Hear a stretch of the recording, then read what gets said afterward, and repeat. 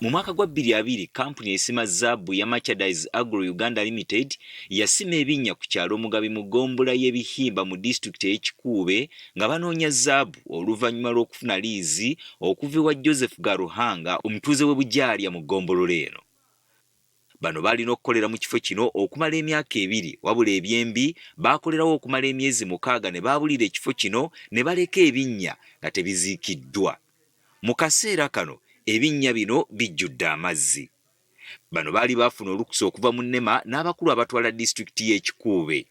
Awali ekifo kino waliwo amakubo 2 agagatta ebyalo okuli Kirimbi ne Bujalya ate n'okutwala abantu ku luzzi gye basena amazzi.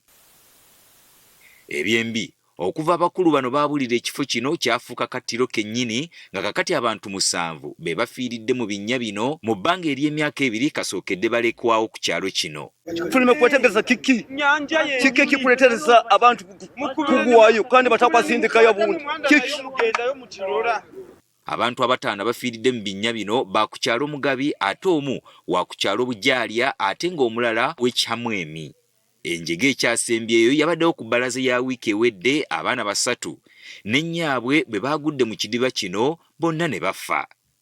Abaana bano 3 bo baaziikiddwa mu ntaana emu ate nnyaabwe n'aziikwa mu ntaana eyiye yekka.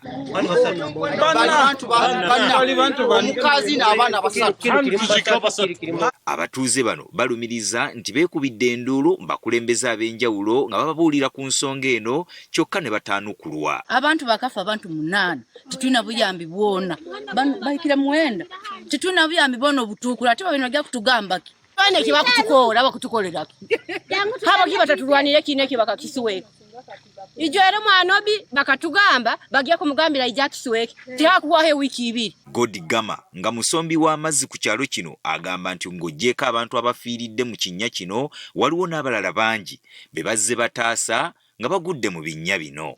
Namulumu n'abaana b'essomero esaidi ya Kirimbi saidi ya Mugabi aliyo mudimu Kirimbi aliyo mudimu gwa amaizi amanambali bakuya amaizi g'okunywa osobola gamba abaana bali aiziba kumbe balabizeyo kuli bali mu kidaamu nabweke kintu ekyo kyeraliikirize muno abazaire nanywe ndimu.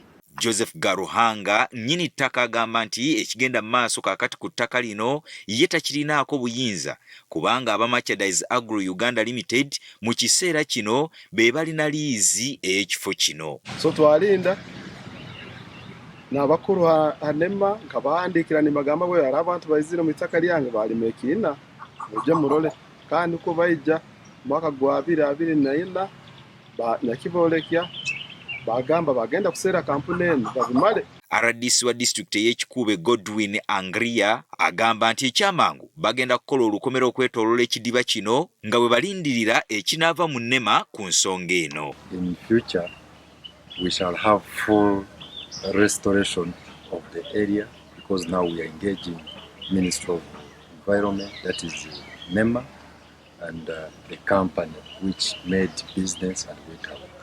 Okusinziira ku kitongole kya NEMA kikakata ku bantu ababeera basimye ebinnya eby'engeri eno okubiziika okwewala embeera ng'eno wabula nga abatuuze bagamba bo tebamanyi wa kujja kampuni eno eyali esima zaabu okusobola okulongoosa ekifo kino.